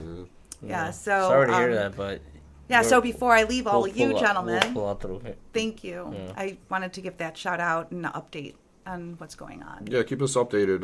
We'll be back at it next week, and I guess before you get out of here, we're gonna be talking about domestic violence, which kind of seems weird because Valentine's Day is coming up, but this is gonna be for women to learn from, and we'll answer a lot of questions probably people have that they never really asked or never talked to anybody about. Well, since you're throwing out our next podcast, if there is anyone listening to this podcast and is going through a domestic violence situation, please call 773-499-5004. It's a hotline. One more time. 773-499-5004. Okay. And what were you saying about it? It's a hotline for domestic violence. Okay. So give it a call. Yes. We've got you. Don't have to go through that stuff alone. Yeah, it's a time when you need help probably more than any other time in your life. Yeah, most definitely. My wife was a domestic violence counselor for a while. Okay. So yeah, she used to counsel that, and now she works for CPS, and she's a social worker. So That's awesome. That's amazing. CPS, so, I love yeah. that. So it's definitely like something that I'm like, man, that our heart is there. Yeah, for it, so. most definitely. Yeah. So I can't wait for next week's podcast then. Yeah, it's gonna be good. We'll hammer down the details. If I was thinking the Super Bowl was next weekend, so I'm like, shit, Sunday wouldn't be a good day. Then it's if it the was Pro Super Bowl. so Nobody we- cares about the Pro Bowl. Well, okay, well that's perfect then, because the only football game I watch if the Bears aren't winning is the Super Bowl anyway. So, Yes. But anyway, I guess we could do it Sunday then, about the same time, like 4 or 5 o'clock. Claudia Bertacci, who is a public defender, and who deals with people who are accused of domestic violence and knows about like the victim side of it as well. She's gonna be on, and then my other friend Tilsa is gonna be on as well. She has her own businesses that help women who are victims of domestic violence or things like that. And so Beautiful. she has, everybody will have their own perspective. Like yours is gonna be great. Claudia's is gonna be awesome. They're all, and Tilsa will have a lot to say. I think you guys will connect really well, and I'm looking forward to doing that. I am too. I'm really excited. So you're getting up out of here? I'm out, gentlemen. Now it's guys' time. It's all right now it's guys' night out for the rest of the That's night. right. Woo! I'm taking these guys out on the south side. Show you the places where I used to fucking hang. And shit, let's do it. Yep. But well, thanks for coming through, Kimmy. Be safe getting home, and we'll see you back next week. And I'm gonna take a little washroom break too. So All right, cool. friggin', we'll continue on for a little while and wrap it up once we feel it's a good natural point to do so. Awesome. And yeah, just be safe out there. Stay warm. It's getting cold. I will do that. And Yeah. you guys can keep talking while I drain gonna my give it a main pause? vein or whatever. What? Pause. It's hard to do because the audio's on that and then the video's on that, and then I have to resync them Ah. up. So I'm like, I'm just gonna let it run. I can edit out the stuff later because I get a written transcript of this too, and so I can. The very words I'm saying right now, if I remember basically what I said, I just search that in the Word document. I can cut that stuff out of there. That's awesome. Nice. So, but yeah, you guys keep on talking if you want while Yeah. I'm in there, and we'll wrap up a little bit Just after don't this. say anything bad about Brian. No. It's recording. That's gonna be hard to do. Hey, no, I would love to have you at my Romeo office, and you probably charge for those kind of like meetings, right? So I do. yeah, it's okay. I do. But we'll talk to Yeah. see what it is that you Definitely, want. because I just want Yeah. positive energy It would at my be office. really great for her to come to the Romeo Yeah, office. I just want positive energy at my. You can take the headphones off, dude. This is gonna be edited I out. know, but I heard you better. No, But, but that would be badass because. But we were yeah, just talking definitely about- give me your card. All I'm thinking about for next year is positive energy to my agents. Yes. You know That's what we all can I do? want. We can do a self-help seminar or something, We could do that. right? Like Yeah. just because I Yeah, know there's there's a some- lot Like of coaching, agents yeah. at the Romeo office that are like very pro. Well, you don't know what's going on in their lives either. Well, yeah, but a lot of them Well, want. it's called mindfulness in the workplace. Okay. So it's about knowing how to empty out your thoughts yes, without judgment to yourself. yes, Yes. yes. Exactly. So being able to do that, to learn it, to walk through life with it, Yeah. you're always going to have that positivity. Even when something negative hits you, you're like, shit, it's negative. Yes. And I'm, Shit happens. yeah, and I'm going to keep walking instead of, Yes, walking yes, further yes, instead of yes. taking it out on I somebody hit else. I hit that stage when I was like 22, so that's like part of real big part of my success throughout life. Because I hit a stage in my life point where I was down at rock bottom. And I'm like, shit, I'm down to fucking nothing, in debt, in fucking rock bottom with my family, friends, everybody. And I hit that stage when I was like 22, and I'm like, and at that point, I couldn't figure anything out. I'm like, you know what? Well, really, like, what the hell is there to lose? There's only up from here. Yeah, you can only gain. So I laughed about it. Shit. But you can only go up from rock bottom. Yeah. You can only go up. Yeah, you can't And go what any people lower. need to understand. You can't go any lower. It's not rock bottom. Exactly. So it was not rock bottom because I can still go down, but trust me, Yeah. I'm going to get back up. Right. So- So there's so many people that allow all that negativity to dictate their life. yeah. Dictate where their life is going to go from there. Right. You can And- either go south or right. Yeah, and there's a lot of people that don't know how to shut that off and say, whoa, hold on, there's another world out there. Right. This world is so big, and I'm a part of that. And Right. I'm part of the good life. So, Hey, no, after that, I'm loving this. it's so funny how time The happens. flow is incredible. But- natural. Awesome. After that, I'm like, There's stuff going around. well, fuck that. Nothing can Come break back me down. If another this time, didn't too. break me Good for down, you. Another time. I'm like, Where do nothing you can think break That's you how got I that relax at strength the end of from? the long week. Get ready for the next week. Honestly, it was my own. It was my own. Like, I hit rock bottom to the point that I was in crazy debt and, like, just fucking drinking all that time, partying all that time. And then eventually, I'm like, you know what? Fuck this. Like, so I started looking up things on Google. Google is my best Technology friend. makes it possible I'm nowadays, gonna, bro. I feel like next time I Google- see you, I'm going to say, hey, Google. Dude, I feel like But- Google is about to but sponsor listen, this listen, podcast. listen, You know what I listen. mean? Like, you're They telling should me we sponsor changed me. the They Some of should that life. Google sponsor. money, goddammit. I'm like, We Google, changed the life I want How do that I G better money, my that life? Google money. As how do a I app. better my life, right? Yeah. You can Google that. And the Google started telling me about, work out and all this stuff. So I started working out, and I started just, like, making positive things, right? So I started working out, and that was, like, the best shape I was in my life. I was working out. I got so tired. I got so tired. So I was working out. I was just, like, doing things. Life kept going, and I met my wife, who was a fucking counselor. That is funny. And- She's like, I'm straightening your ass up. She changed my Can you fucking imagine life. what she walked into? Yeah. You know, She changed my fucking She life. loved the She's challenge, like, I apparently. You're fix a people like fucking you all the disaster.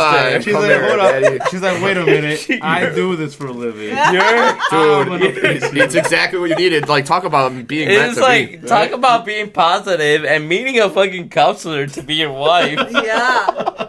You're like, okay, she's like, I'm taking this challenge. This is a good one. Right? Yep.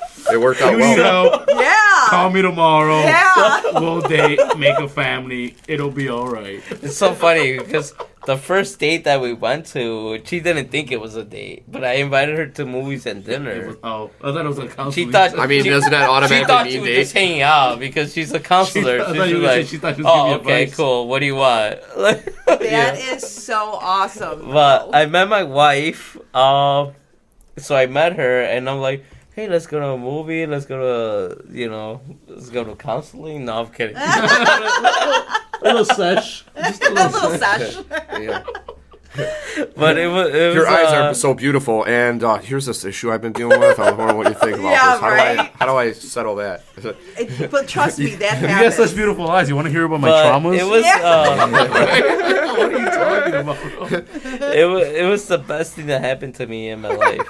I met my wife, and she just helped me. Like, That's what counselors do.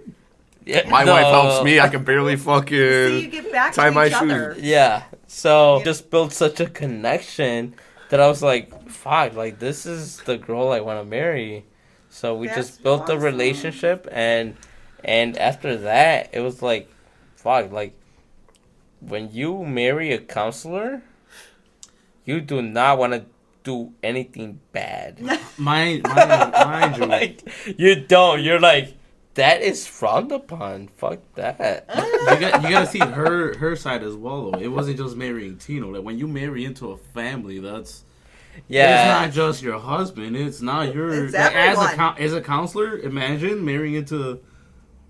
Not My only fucking Tino, life. but now you got the brother to deal with. You got the Yes, sisters to that's deal with. every marriage. Anyway, Right, so alright. she's counseling Yeah. everybody. I'll take on the challenge of a whole family. Exactly, yeah. And we're like...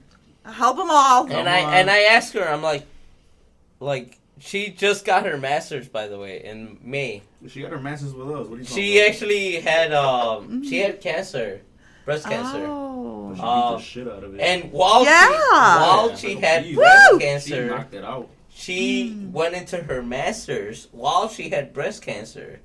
Shut up. I'm Oh, yeah, not you thought he kidding. was a superhero. She is his wife.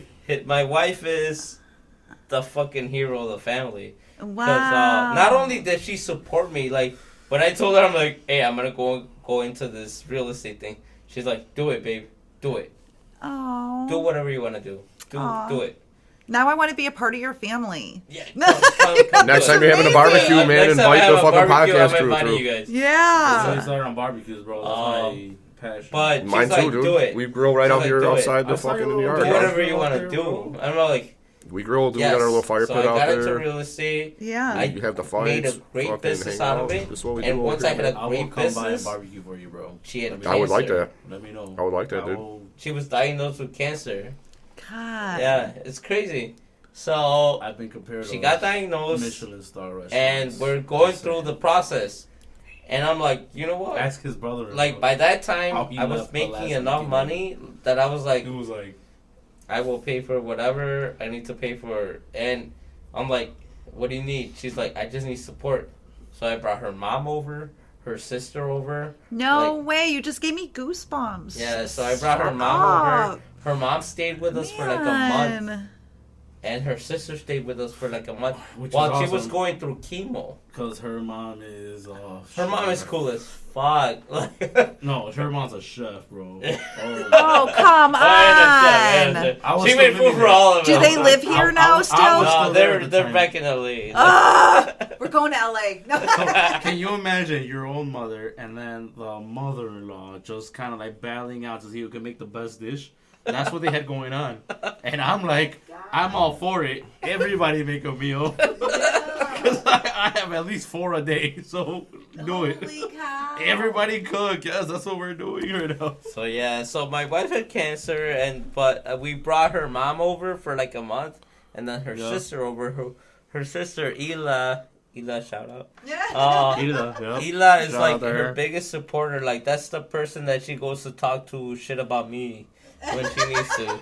You know, and everybody needs to talk shit about somebody, right? That's So, true. So Ela came over, and then Alicia came over too for a little bit.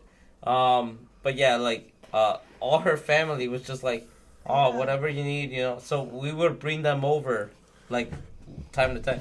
But she beat cancer, so she how can you succeeded. not with That's that? a huge- But how She can you beat not with that kind of cancer. foundation? You know what I mean? She Like that beat support. cancer. There was no way it was gonna fail with No, that kind of hell no. support. No. Like, Plus, we had 2 daughters. You better beat cancer. bro. Yeah. I got 2 daughters waiting for you to go take them to school. First of all, No, actually, it turned out that I take them to school. well, but later. But she beat cancer, so I'm like, okay, I guess I'll take them to school. So, you That's beat cancer, I'll Well, take them. man, when you told me that, I was scared, man. Yeah, it Cancer's was, a very serious word, and when you told me that, yeah. I'm like, Jesus Christ. First of all, she's But- really young. I took a month off I when feel like- when I heard that, and that month actually hurt me a lot because when you're a real estate agent, when you take a week off, like that's 3 months ahead of you. So everything you do now, it's gonna reflect 3 months from you.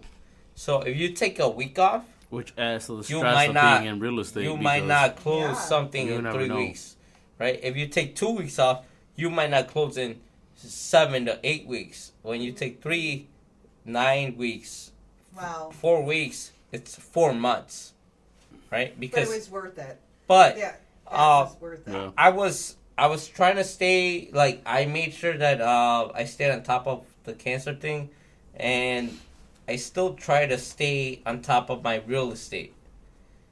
Because you can never, ever lose real estate. Yeah. Because that's your income.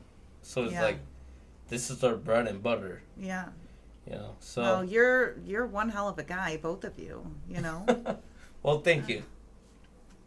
But yeah, so my wife went through cancer and we beat it. Like I was wanna say concerned, we. man. I was fucking praying for her, brother. Yeah, I know Yeah. you were. And like, dude, like, I know you were because your assistants. Every time I would call you guys, like Stephanie, like she'd always be like, "How's your wife?" Aww. Like, oh man, that's fucking shout out to Stephanie. Honestly, every time I call your office, it's like I'm calling family, bro. It's I love amazing. that. And that's why Yeah. we like working with Brian. Like, you call, and it's whoever you talk to, Rocio, Stephanie, your wife, is just... Yeah, Rocio too. Like, fuck. I met Rocio through you, Tino. Yeah, I know. It was a random client. That's amazing. Yeah, my assistant, who is, she's a real angel. She is. She's fucking awesome. She came here from Mexico as well, and I'm very impressed with her.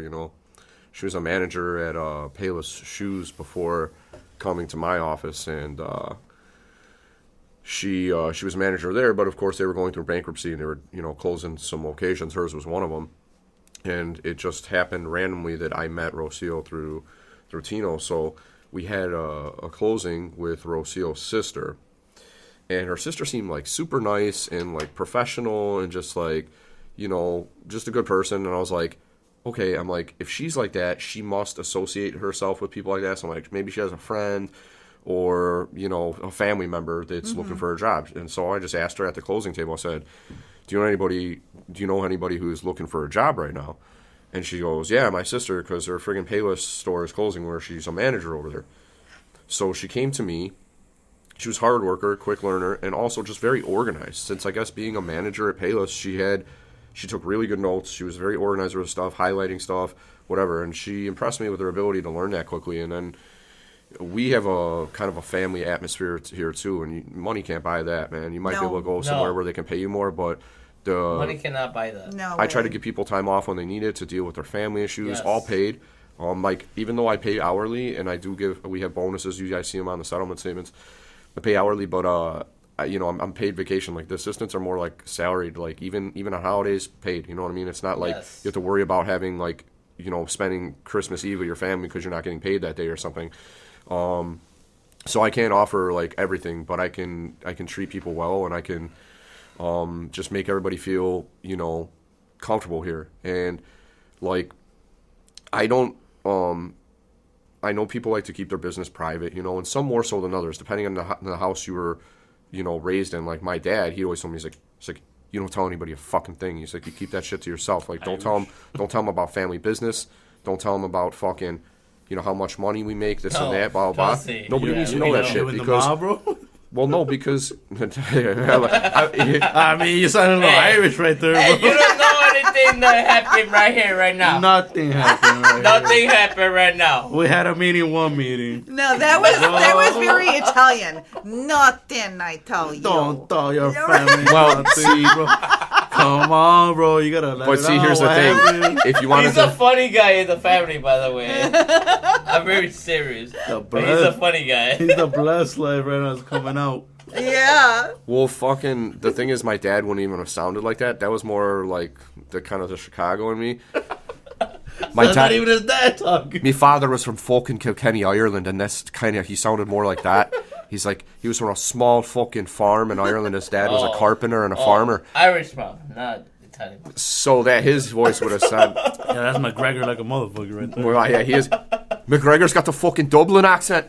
And then, what was his I name? fucking love Dublin. Dude, Dublin's a cool I city. love McGregor, man. Like, I fucking love him. I lost a little respect for him. I lost a little. Because he said some racial stuff in the news that I didn't care for, and I think he knew he made a mistake. But it was like, you got to watch what you're saying, man. You're the face of Yeah. Ireland, You have and to. You have like for a long to. time, I Always was watch like what you say. 100% behind him.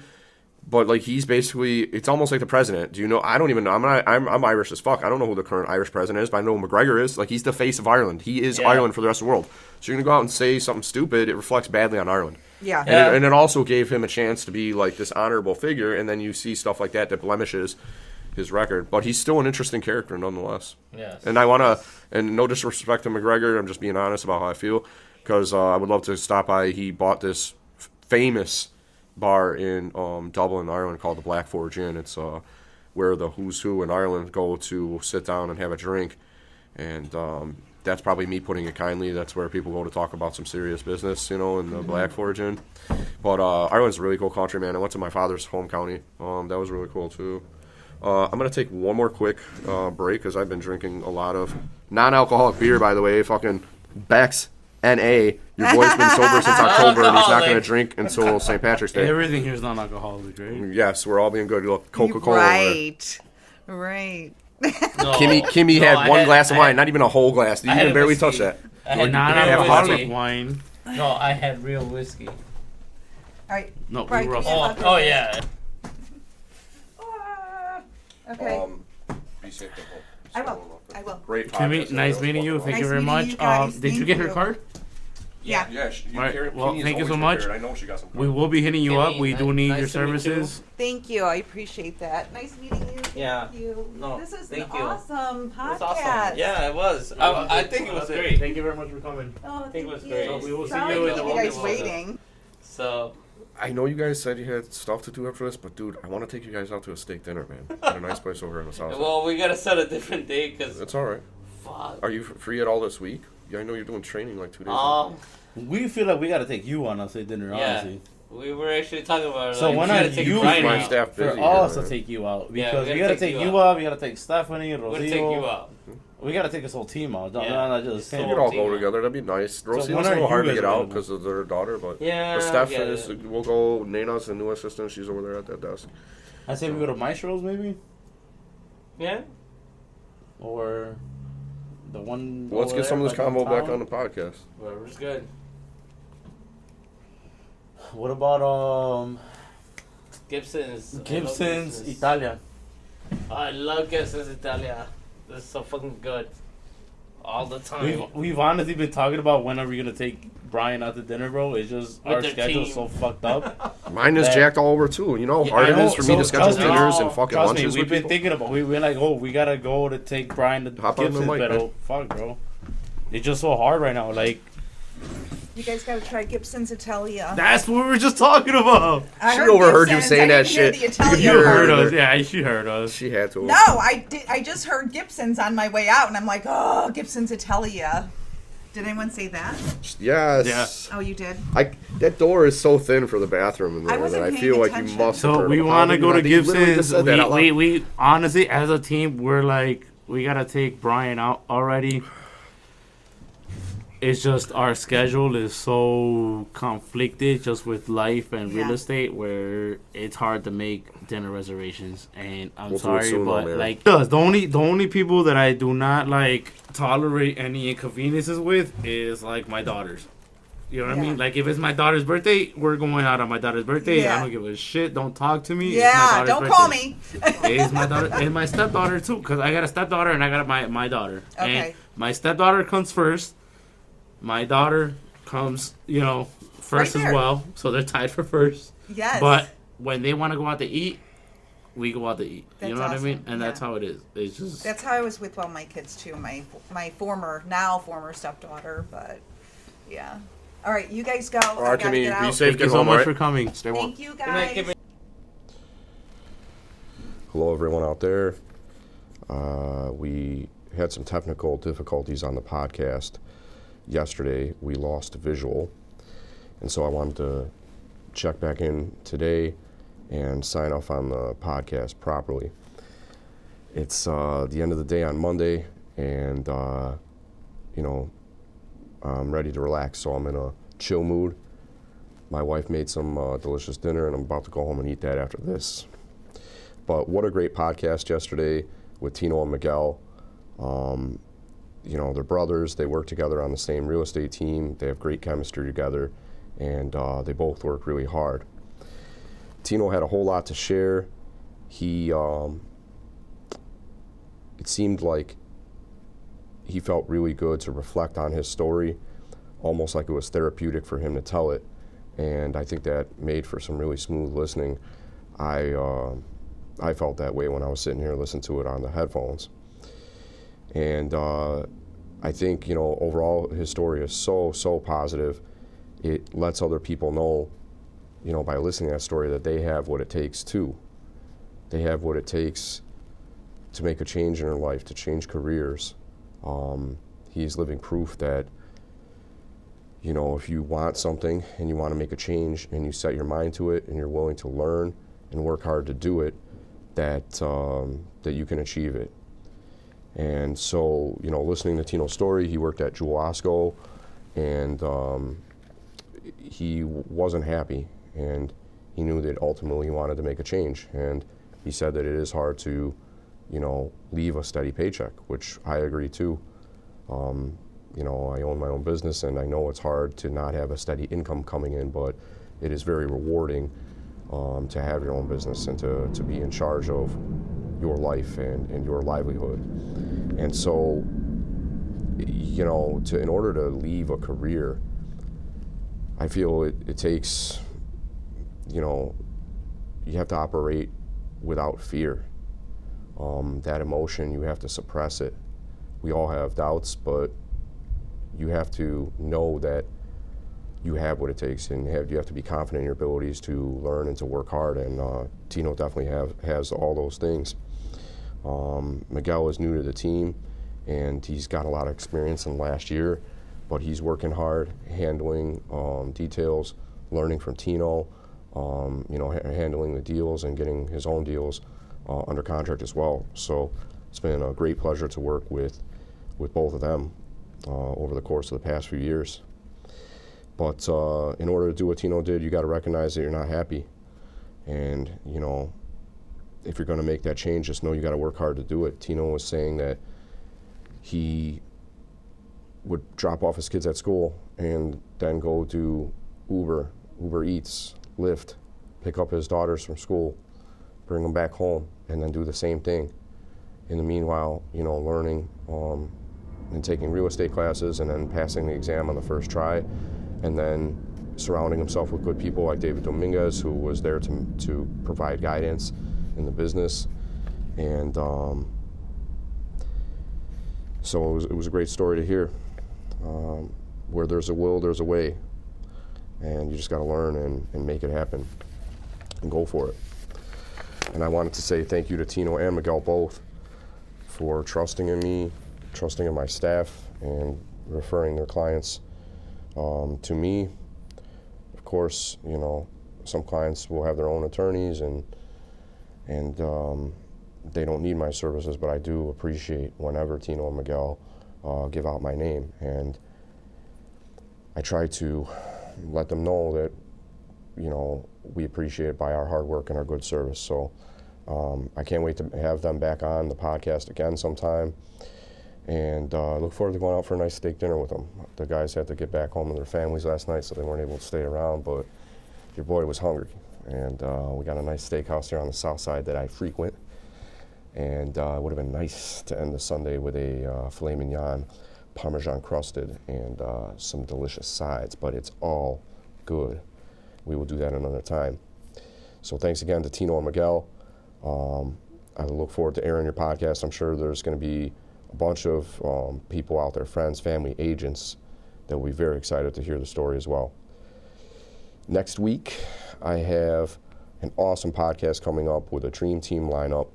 We're going to be discussing domestic violence. Co-host Kimmy Larson will be here with me, along with my friend Claudia and my friend Tilsa. And I look forward to introducing them all to you and to providing some information on domestic violence. So definitely tune in next week. You know, COVID is contagious, but so is happiness. So go out there and spread happiness, man. It's free, and it's what we all need pretty much all the time, but definitely during this fuck shit COVID. And so I've gotten along with many different people in different places. And the way that I've done that is I learned that I was able to do that by starting from a position of kindness and respect with the people I meet, regardless of their gender or their race. I always try to greet people. Hello, how are you? What's going on? What's good? What's going on? How you doing? You know, hello, good morning. And I do this on a human level because, you know, no matter who you are or what your job is or whatever, we all deserve dignity and respect. And we have a lot more in common than we think. And, you know, if I don't have something in common with somebody, I'm willing to be open-minded and try to find something I have in common with them. And to learn new culture and to immerse myself in that and to enjoy that and to experience the same joy and the same happiness that people do, you know, as part of that culture.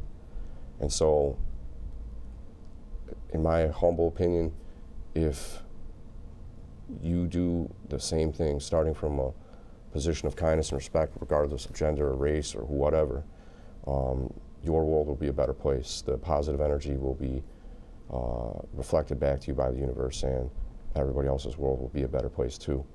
So stay warm out there, be safe, be good to yourself, be good to your family, be good to your community, and stay sharp and stay blessed, man. I love all you guys, and keep on tuning in to the Blessed Life University podcast. Peace.